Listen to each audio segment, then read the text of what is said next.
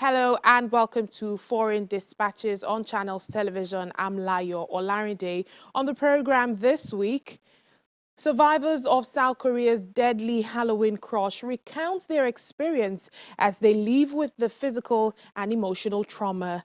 Plus, it's the 2022 World Cup month. We see how preparations are gearing up towards the global sporting event starting on the 20th in Qatar.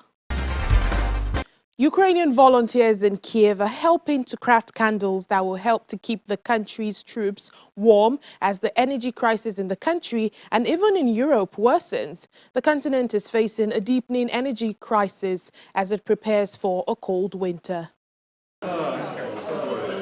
Kiev families regularly meet in shared spaces in central Kiev to make trench candles for the Ukrainian army as the missiles-induced energy crisis impacts troops and civilians. A volunteer initiative in Kiev called Ukrainian Space Intelligentsia produces and supplies trench candles made out of wax, cotton and empty pet food cans. Organizer Nino Nazarova says her initiative has delivered more than 3,000 multifunctional candles to Ukrainian trenches in the south and east. The candles can be used to dry up the trench, cook food, which is very important, boil some water and warm up. These cans come with a cover. You can close them, throw them into the boiling water, boil and put them under your coat. You can do this many times.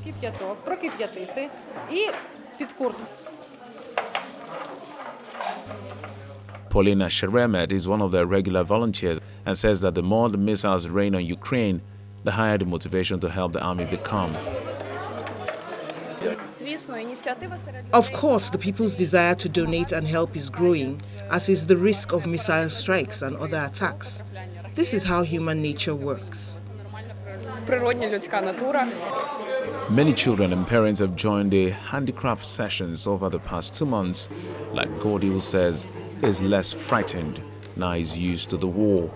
His mother added that this is no surprise as the war affects everyone in Ukraine, including children. We motivate our children. They should feel the spirit and help the army. They are a part of everything that is happening right now. Without the children's hope and without our help, all of this is very difficult.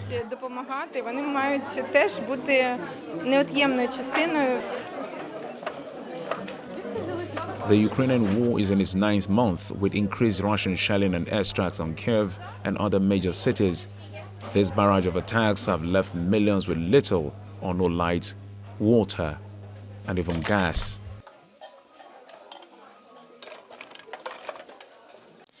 It's trauma, scapegoating and stigma that remains in South Korea after a deadly Halloween crush that killed over 150 people, leaving many with vivid scars, both physically and emotionally.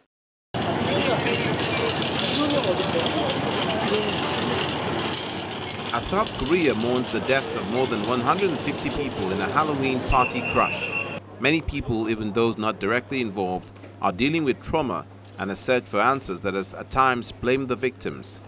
Thanks in part to a flood of graphic images in the first hours of the disaster, the emotional and mental health effects of the disaster could touch all corners of society, according to Ulsan University Hospital Professor of Psychiatry, Jeon Jin Young. The whole society could become depressed. In such a situation, people who have experienced the situation directly or indirectly could be traumatized and they can drown in it. They can become socially detached and depressed. Such a situation can persist.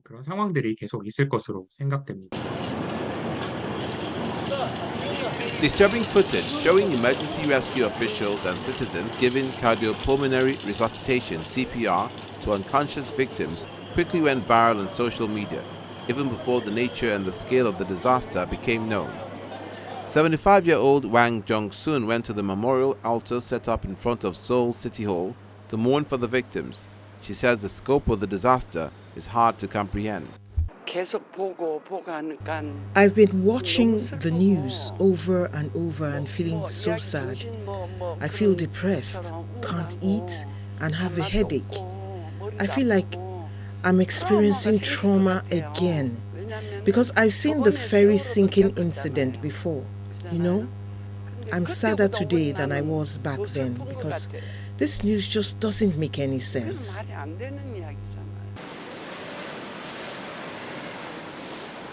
18-year-old Taiwan resident Kim Bom-jin was there when the crush happened. He said recurring memories of the disaster have left him unable to eat or sleep. I haven't been able to sleep since that night, experiencing trauma. The memories keep coming back, so now I get panic attacks whenever I hear any siren sounds. Kim was among those who received counseling at a mobile clinic in Itaewon, run by the National Center for Disaster and Trauma.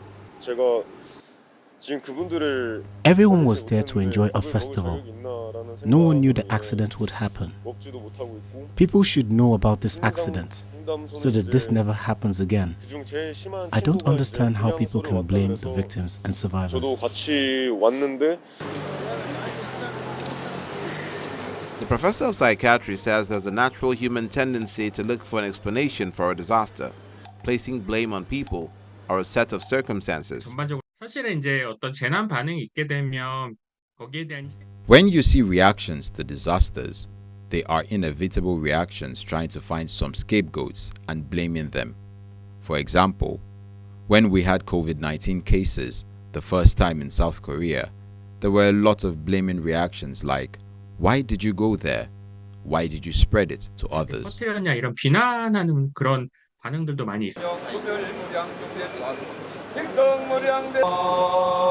initial shock from the crush in the popular district on Saturday has also turned to public outrage over the government's planning missteps and inadequate police response.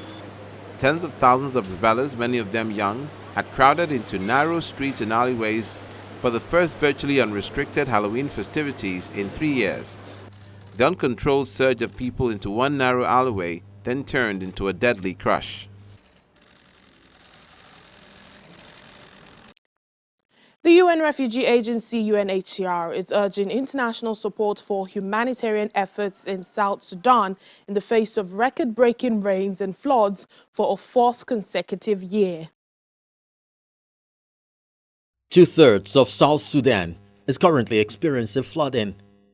Over 900,000 people have been directly impacted as waters have swept away homes and livestock, forced thousands to flee, and inundated large swathes of farmland, worsening an already dire food emergency. Boreholes and latrines have been submerged, contaminating water sources and risking outbreaks of diseases. In Unity State, the capital, Benchio, has become an island surrounded by floodwaters.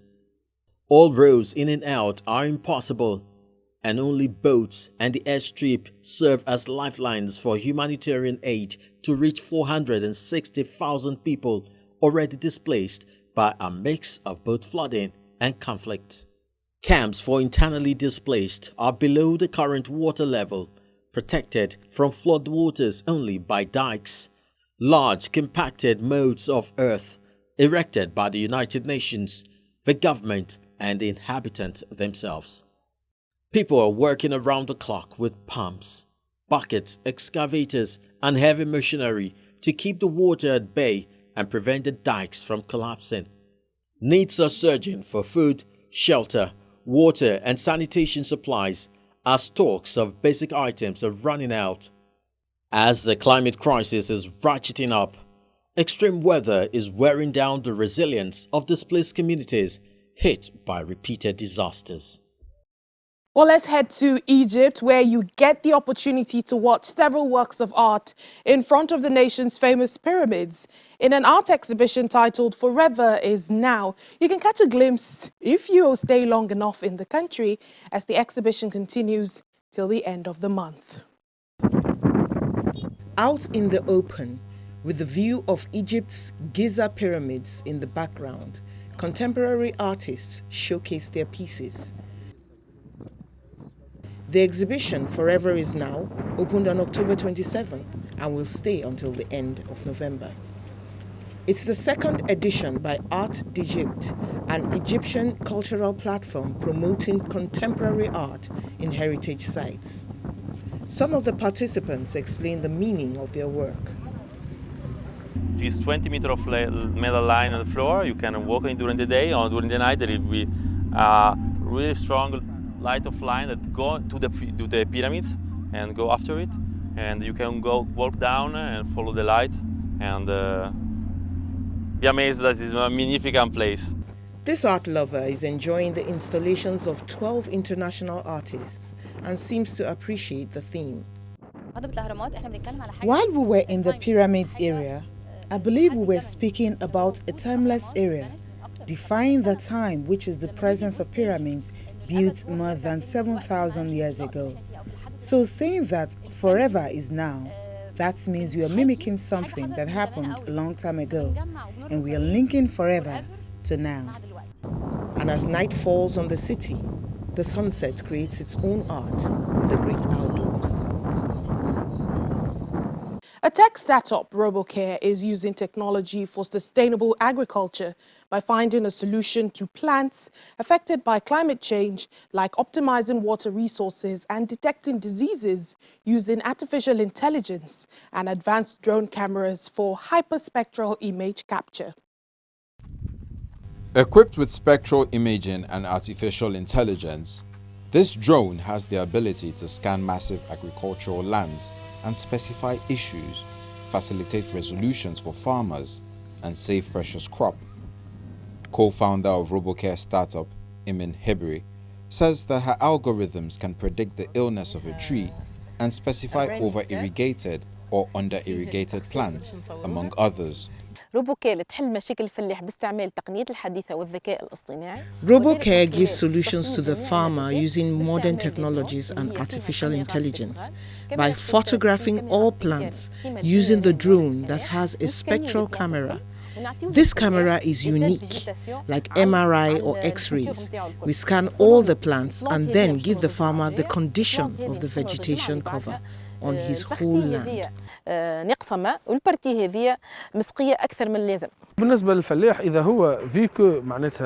profit margin of farmer today is in constant decline from year to year. Today, when you do not monitor the fertilization or irrigation process, do not carry out analysis, and do not follow up on your land, you do not last for long. Today, agriculture is no longer traditional. With the cost increasing day by day, you must calculate everything. RoboCare was founded in 2020. The startup offers a solution for the rapid spread of diseases in greenhouse plants, the massive use of pesticides, and can reduce water used for irrigation. Forecast in Tunisia points to longer droughts, a reduction in water resources, and an increased number of fires over the next decade. Farmers, in addition to their knowledge and experience with the land and soil, can use modern technologies like RoboCare to overcome the problems of climate change and make better use of natural resources. Agriculture accounts for 80% of the water withdrawn, industry 5%, tourism 2%, and the rest 13% for drinking and domestic use, according to the Tunisia Agriculture Ministry. The 2022 World Cup is days away, and if you're a football fan, there is excitement in the air. The global soccer event is built to begin on the 20th of this month in Qatar.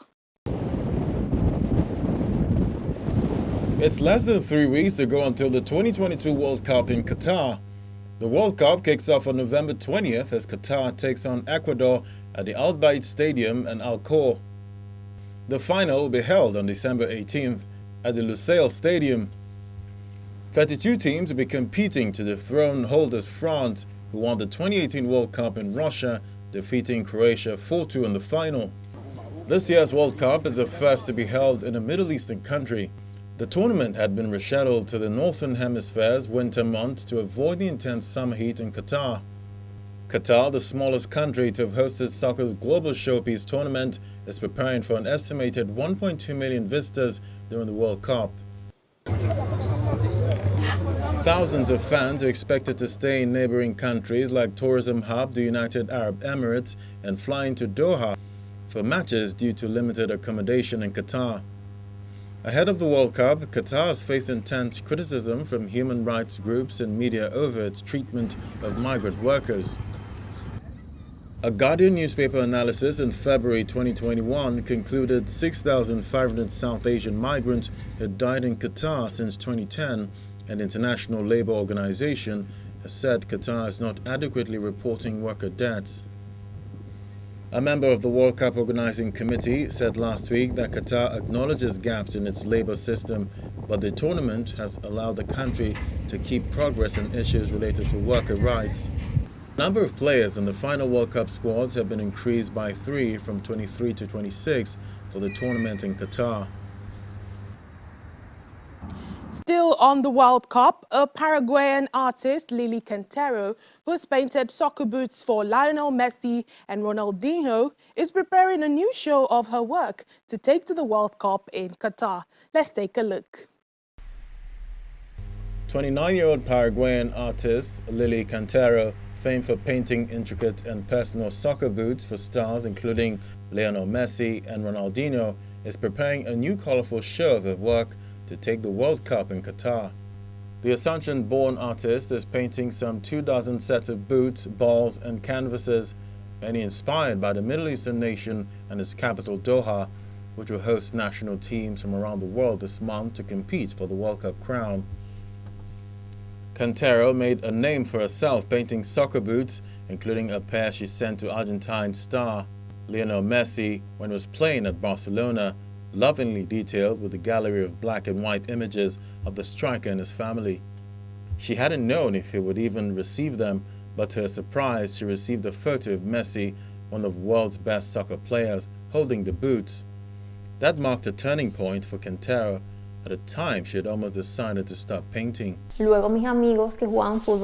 My friends who played football asked me to paint their boots. One thing led to another, and I had the opportunity to paint for football stars in Paraguay and globally. In Paraguay, one of the most iconic designs was that of Derlis Gonzalez, who used his boots in the qualifiers against Brazil for the 2014 World Cup. Messi's boots also marked a before and after.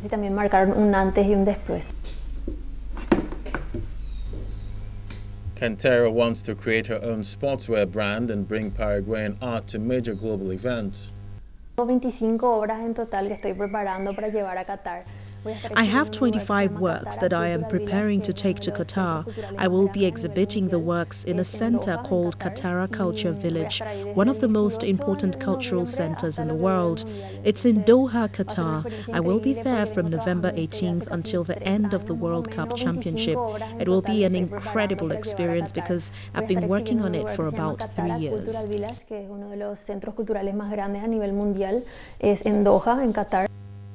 In Qatar, Cantero plans to exhibit 8 balls with designs that pay tribute to the countries that have lifted a trophy throughout history: Brazil, Germany, Italy, Argentina, Uruguay, France, England, and Spain. The boots will be presented within 3D structures that reproduce the 8 stadiums that Qatar built for the World Cup in Doha, Lusail, Rayyan, Al Khor, and Al Wakra. The remaining series will combine elements of Qatari and Paraguayan cultures. And finally, on the program, perhaps you have a spare $20 million or so to spend. You might be able to buy an incredibly rare piece of American history. New York auction house Sotheby's is set to auction off an official first printing of the U.S. Constitution, one of 13 of such copies known to exist in the world. An extremely rare official first edition printed copy of the U.S. Constitution, as adopted by America's founding fathers at a convention in Philadelphia in 1787, will be up for auction by Sotheby's on December 13th. The first printing of the United States Constitution that will be sold on December 13th here at Sotheby's, New York. This is the first appearance of this copy of the Constitution at auction since 1894. Last year, we had great success with another copy, which is one of only two, this being the other, copies that are available for private ownership. That set a world record last year. This year, we're very excited to see what happens come December 13th. In November 2021, the other first edition printed copy of the U.S. Constitution sold for $43.2 million, a record price for a printed text. Copies from that first printing, bearing no signatures and believed to have originally numbered about 500, were also furnished to delegates of the Constitutional Convention itself. When this was printed in 1787, there were perhaps 500 copies that were done. The only copies that survived are 13 copies that we know about. Of those 13, 11 are in museums or private museums or institutional collections. There's only 2 that are in private hands, this being one of them.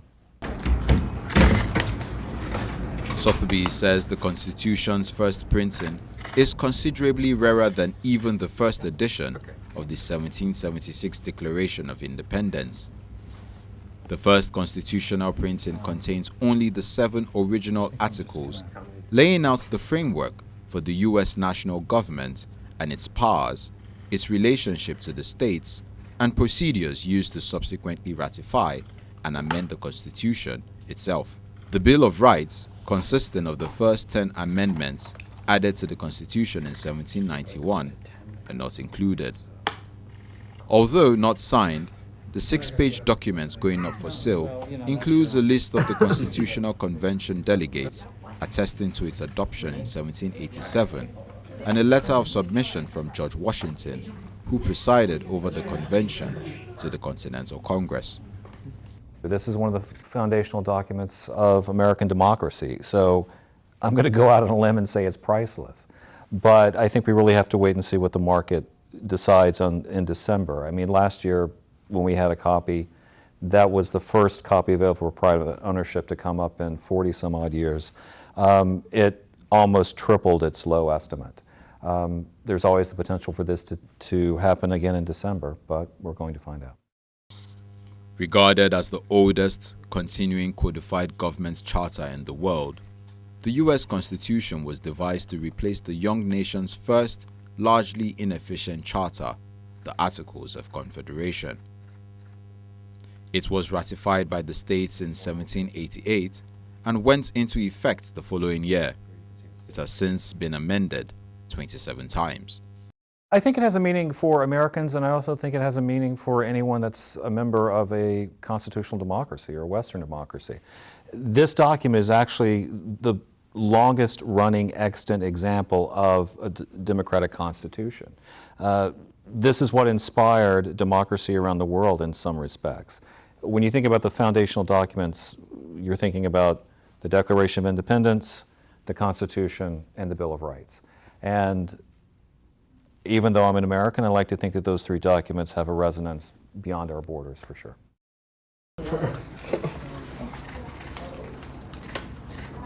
The auction house estimates its value at $20 to $30 million. Well, this is where we say goodbye until next time. But remember, our top stories are never far away. You can catch them on channelstv.com. Thank you so much for watching the program. I'm Layo Olarinde.